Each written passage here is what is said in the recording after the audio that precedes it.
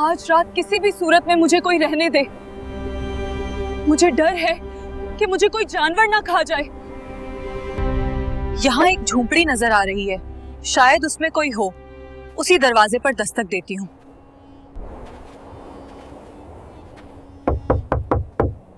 अंदर कोई है? दरवाजे खुले प्लीज।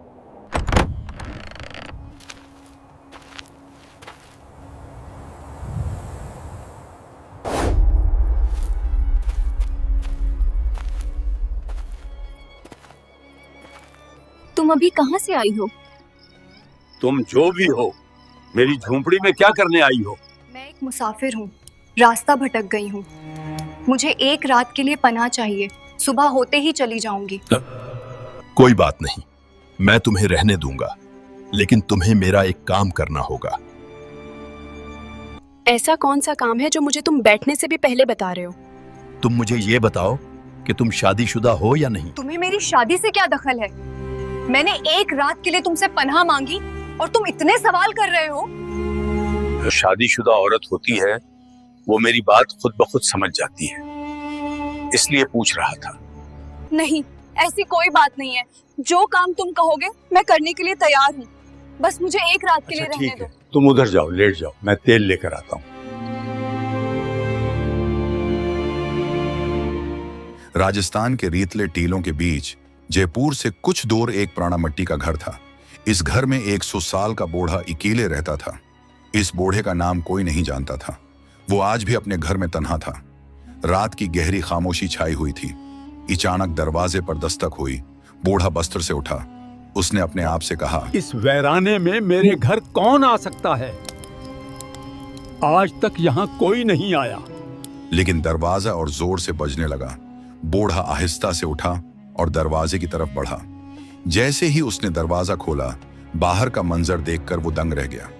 उसके सामने एक जवान और खूबसूरत लड़की खड़ी थी। उसका नाम प्रीति था। बूढ़े की नजर प्रीति पर पड़ते ही उसे एक अजीब सी कशिश महसूस हुई। वो बस उसे देखता रह गया, नजरें हटा न सका। बूढ़े ने पूछा, तुम कौन हो? कहां से आए हो? और इस वक्त इस वीराने में क्या कर रही हो? मैं दिल्ली जा रही थी, लेकिन रास्ता भूल गई। मुझे आपके घर में एक रात ठहरने दें, सुबह होते ही चली जाऊं। अंदर आ जाओ, यहीं सो जाना।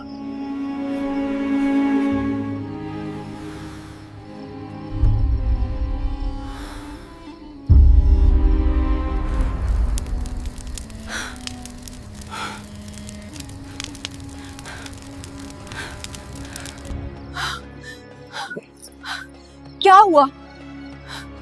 तुम यहाँ क्या कर रहे हो? कुछ नहीं, तुम्हें सर्दी लग रही होगी, मैं तुम्हें कंबल देने आया हूँ। प्रीति ने कंबल ले लिया, ओढ़कर लेट गई। लेकिन प्रीति के लेट जाने के बाद भी बूढ़ा वहीं खड़ा रहा। इसकी आंखों में एक अजीब सी ख्वाहिश थी। वो बस प्रीति को देखता रहा। सुबह हो चुकी थी। प्रीति ने शुक्रिया अदा किया और घर से निकलने लगी। तब बूढ़े ने कहा, जाओगी?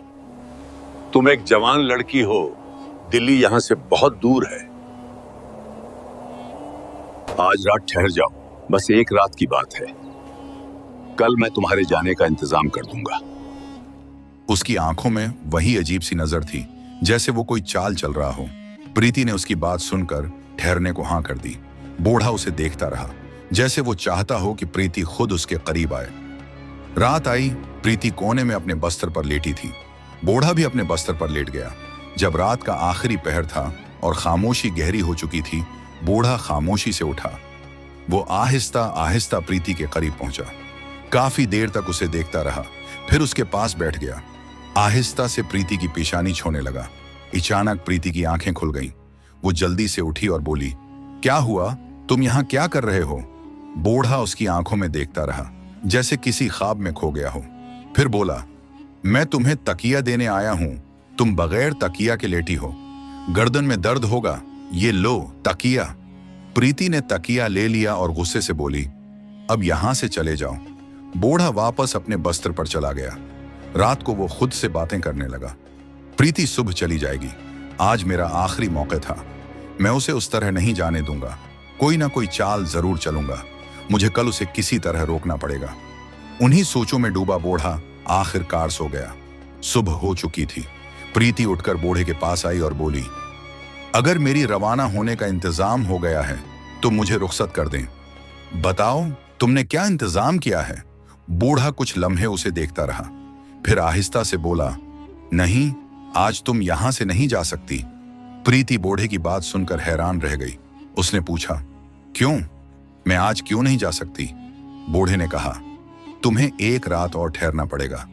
प्रीति ने हैरानी से उसकी तरफ देखा और बोली, क्यों? क्या बात है? सब कुछ ठीक है, मैं क्यों रहूं? बूढ़े ने धीमी आवाज में कहा, अभी तुम्हारे जाने का कोई इंतजाम नहीं है। मुझे उम्मीद है कि कल एक काफिला यहां से गुजर कर दिल्ली की तरफ जाएगा।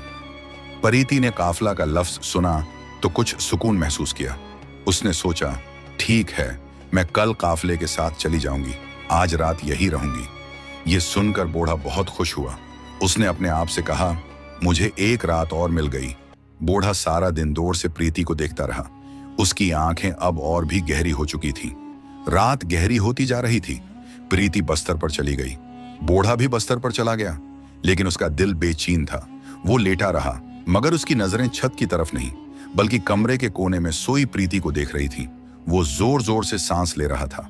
उसके दिल में एक अजीब सी बेकरारी थी। वो आहिस्ता आहिस्ता बस्तर से उठा, खामोशी से प्रीति के पास गया।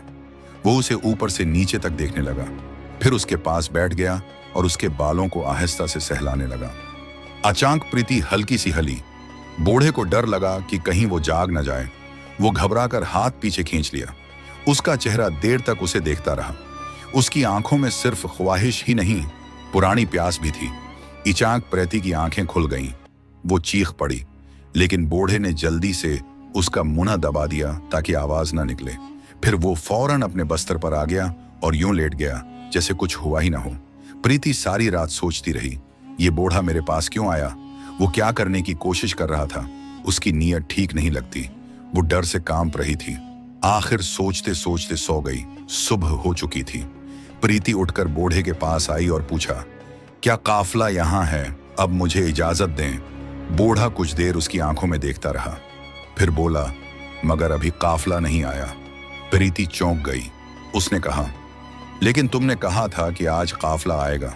बूढ़े ने थकी हुई आवाज में जवाब दिया, आना ही था, शायद शाम तक। प्रीति ने कहा, मैं और इंतजार नहीं कर सकती। बूढ़ा सिर्फ सिर हिलाता रहा और खामोश रहा। अब प्रीति घर के आंगन में बैठी थी और बूढ़ा वही अजीब नजरों से दूर से उसे देख रहा था। प्रीति ने सोचा, मुझे उसकी आंखें पसंद नहीं। मुझे यहां से जल्द निकल जाना चाहिए। मैं एक जवान लड़की हूं। मुझे नहीं पता उसके दिल में क्या चल रहा है। रात को ये मेरे पास आया, मुझे छूने की कोशिश कर रहा था। मुझे आज किसी भी कीमत पर रात को नहीं रखना चाहिए। काफिला आए या ना आए, मुझे जाना है। बूढ़ा अभी उसे दूर से देख रहा था, जैसे कोई शिकारी अपने शिकार को देखता हो। शाम हो चुकी थी। प्रीति बूढ़े के पास आने ही वाली थी कि बूढ़ा खुद आकर बोला, मैंने सोचा खुद बता दूं, काफिले के पास बहुत सा सामान है, इसीलिए वो आहिस्ता चलते हैं। आज रात थोड़ी देर और ठहरो। प्रीति को गुस्सा आ गया। वो जल्दी से बोली, मैं और नहीं रह सकती। काफिला आए या ना आए, मैं अभी जा रही हूं। मैं उसे और नहीं सह सकती। बूढ़ा करीब आया और बोला, अब करीब रात होने वाली है। तुम एक जवान लड़की हो, इस वीराने में रात को कहां जाओगी? यहां तक कि जानवर भी घूमते हैं। अगर तुम्हें कुछ हो गया तो क्या होगा? प्रीति परेशान और गुस्से में थी। उसे यकीन हो गया कि यह कोई नई चाल है, लेकिन सोचकर उसने कहा, ठीक है, ठहरती हैं। फिर सख्ती से बोली, लेकिन ये आखिरी रात है। काफिला आए या ना आए, मैं कल सुबह रवाना हो जाऊंगी। बूढ़े ने मुस्कुराकर कहा, ठीक है, लेकिन उसकी मुस्कुराहट में राज था। प्रीति पूरी तरह चौकनी हो चुकी थी। वो एक कोने में लेटी थी, लेकिन उसकी आंखें खुली हुई थीं। वो डर और शक में डूबी हुई थी। धीमी आवाज में उसने खुद से कहा, मुझे उम्मीद है कि आज की रात जल्दी खत्म हो जाए। फिर बोली, हाँ, बस आंखें बंद करके लेट जाओ, जैसे तुम सो गई हो। बूढ़ा अपने बस्तर पर लेटा था, लेकिन उसकी एक आंख खुली हुई थी। वो बार बार प्रीति की तरफ देखता कि वो वाकई सोई है या नहीं। जब उसे लगा कि प्रीति बिल्कुल नहीं हल रही, तो उसने आंखें बंद कर लीं, लेकिन उसका दिल अब भी धड़क रहा था। थोड़ी देर बाद जब उसे यकीन हो गया कि प्रीति सो रही है, वो आहिस्ता से उठा और उसकी तरफ चल दिया। काफी देर तक वो खामोशी से उसके पास खड़ा रहा, जैसे उसका होश डगमगा रहा हो। फिर वो प्रीति के पैरों के पास बैठ गया। आहिस्ता आहिस्ता उसके पैर हिलाने लगा। तभी प्रीति की आंखें थोड़ी खुल गईं। बूढ़ा समझ गया और फौरन पीछे हट गया। अब वो उसकी पेशानी हिलाने लगा। अचानक प्रीति की आंखें खुल गईं। वो मड़कर नीचे देखने लगी। उसने कुछ नहीं कहा, लेकिन उसके जिस्म की हरकत बता रही थी कि वो जाग रही है। बूढ़ा खामोशी से उठा और अपने बस्तर पर वापस चला गया। उसके दिल में एक अजीब सा डर था, लेकिन उसके चेहरे पर कोई निदामत नहीं थी। सुबह हो चुकी थी। प्रीति उठकर सीधे बूढ़े के पास गई। उसने सख्त लहजे में पूछा, क्या तुम्हारा काफिला आया है या अब कोई नया बहाना है? बूढ़ा कुछ देर खामोश रहा, फिर बोला, काफिला नहीं आया। प्रीति गुस्से से बोली, मुझे पहले ही मालूम था कि कोई काफिला नहीं आ रहा। तुम मुझे यहाँ किसी और मकसद से रोक रहे हो। मैं सब कुछ समझ चुकी हूँ। मैं अब यहाँ एक लम्हा भी नहीं रह सकती। चलो, मैं जा रही हूँ। जैसे ही वो झोंपड़ी से बाहर निकलने लगी, बूढ़ा अचानक उसके सामने आ खड़ा हुआ। उसने रास्ता रोक लिया और बोला, तुम यहां से नहीं जा सकती। प्रीति ने कहा, रास्ते से हट जाओ। क्या चाहते हो तुम? मुझे क्यों रोक रहे हो? तुम मेरे वालिद की उम्र के हो। कुछ शर्म करो, कुछ हया करो।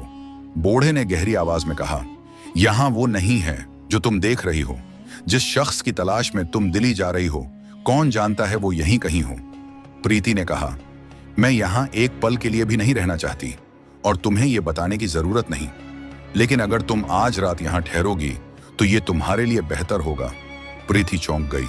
उसने दिल में सोचा, ये बूढ़ा मुझे बार बार क्यों रोक रहा है? उसके साथ क्या माजरा है? बूढ़े ने कहा, मैंने कहा था एक रात और ठहरो। कल सुबह तुम्हें अपने तमाम सवालों के जवाब मिल जाएंगे और शायद तुम्हें दिल्ली जाने की भी जरूरत न पड़े। प्रीति अब उलझन में थी। उसने हैरानी से खुद से सवाल किया, वो कैसे जानता है कि मैं किसकी तलाश में हूं और मुझे कोई मसला है? प्रीति के जहन में सवालों का तूफान था, लेकिन अब उसे बूढ़े पर बिल्कुल भरोसा नहीं था। उसने बूढ़े को धुका दिया और झोंपड़ी से बाहर निकल गई। बूढ़ा उसके पीछे भागा और चलाया, रखो, तुम चली गई तो सब कुछ बर्बाद हो जाएगा। काफी दूर जाने के बाद प्रीति थक कर बैठ गई। उसके घुटने कांप रहे थे। दिल में अब भी डर और परेशानी थी। अचानक बूढ़ा उसके पास आ गया। वो हानुप रहा था, लेकिन उसका लहजा अब भी गुस्से से भरा था। उसने धीमी मगर पख्ता लहजे में कहा, मैं तुम्हें आखिरी बार बता रहा हूं, उस घर में ही रहो तो शायद तुम्हें दिल्ली जाने की जरूरत न पड़े।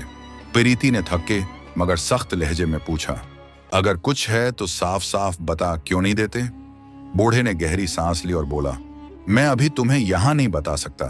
अब बताऊं तो सब कुछ बर्बाद हो जाएगा, लेकिन मैं तुम्हें यह बता सकता हूं कि तुम अपने शौहर को ढूंढने निकली हो। प्रीति ये सुनकर दंग रह गई। उसकी सांस एक पल के लिए रुक गई। हाँ, मैं अपने शौहर की तलाश में हूं। वो काफी उर्से से लापता है। मैंने कई जगह तलाश किया है। अब दिल्ली जा रही हूं। लेकिन तुम ये सब कैसे जानते हो? उसने चौंक कर पूछा।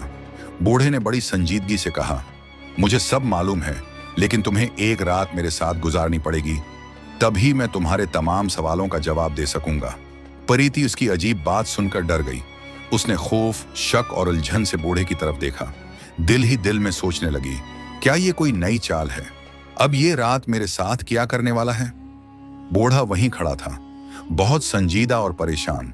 उसकी नजरें अब भी प्रीति पर जमी हुई थीं। कुछ देर सोचने के बाद प्रीति ने कहा, ठीक है, चलो एक रात और वहीं ठहरती हैं। ये सुनकर बूढ़े का चेहरा खुशी से चमक उठा।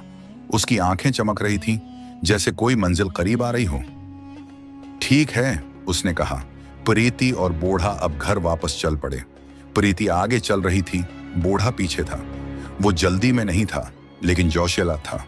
उसकी आंखों में अब भी वही पुरानी उलझन थी। वो दिल ही दिल में सोच रहा था, रात कितनी मुश्किल आई है और मैं उस रात को इस तरह नहीं जाने दूंगा। रात हो गई। प्रीति, जो अब बहुत चौकनी हो चुकी थी, अपने बस्तर पर लेट गई, लेकिन उसकी आंखें खुली हुई थीं। वो जाग रही थी, धीमी आवाज में खुद से बातें कर रही थी और हर आवाज पर चौकनी हो जाती थी। बूढ़ा अपने बस्तर से उसे देखता रहा। जब रात का आखिरी पहर आया और उसे लगा कि वो अब सो रही है, तो वो आहिस्ता आहिस्ता उठा और प्रीति के पास बैठ गया। वो उसे प्यार से देखता रहा, फिर उसका हाथ पकड़कर गले लगाने की कोशिश की। प्रीति ने फौरन उसका हाथ छुड़ाया और गुस्से से मुना फेर लिया। बूढ़ा खामोशी से उठा और फिर अपने बस्तर पर लेट गया। उसकी आंखों में कोई नदामत नहीं थी, बस एक इंतजार था जो अब अपने अंजाम के करीब था। सुबह की पहली किरण झोंपड़ी की मिट्टी की दीवारों से अंदर आई। प्रीति पहले ही जाग चुकी थी। उसके चेहरे पर नींद नहीं बल्कि परेशानी और डर साफ नजर आ रहा था। इस बार बगैर कुछ कहे उसने वहां से निकलने का फैसला किया। जैसे ही वो झोंपड़ी से बाहर जाने लगी, उसकी नजर एक कोने में बैठे शख्स पर पड़ी। वहां एक जवान मर्द बैठा था, खूबसूरत चमकता चेहरा, साफ सिथरे कपड़े पहने हुए। प्रीति उसे देखकर चौंक गई, जैसे पैरों तले से जमीन निकल गई हो। वो जोर से चलाई, क्या ये मेरे शौहर विक्रम हैं? वो दौड़कर उस जवान को गले लगा लिया। उसकी आंखें आंसुओं से भर गईं। उसके लिए ये लम्हा जादू से कम नहीं था। प्रीति ने कहा, तुम यहां कैसे पहुंचे? क्या मैं कोई ख्वाब देख रही हूं? विक्रम ने उसे गले लगाया और आहिस्ता से कहा, नहीं, ये कोई ख्वाब नहीं, हकीकत है।